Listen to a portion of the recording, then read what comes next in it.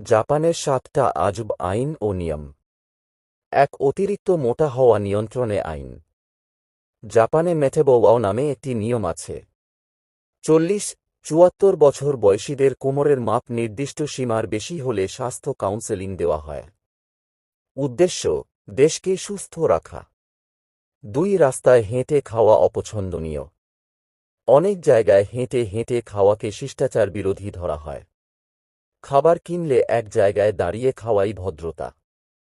৩, ট্রেনে কথা বলা প্রায় নিষিদ্ধের মতো। ট্রেনে জোরে কথা বলা বা ফোনে কথা বলা খুবই অশোভন। সবাই নীরবতা বজায় রাখে। ৪, ডাস্টবিন কম কিন্তু রাস্তা পরিষ্কার। জাপানে রাস্তায় ডাস্টবিন খুব কম। তবু মানুষ নিজের আবর্জনা ব্যাগে ভরে বাড়িতে নিয়ে যায়। পরিষ্কার পরিচ্ছন্নতা আইন নয়, অভ্যাস। ৫, রাতে জোরে শব্দ করলে সমস্যা হতে পারে। রাতে বেশি আওয়াজ করলে প্রতিবেশীরা অভিযোগ করতে পারে।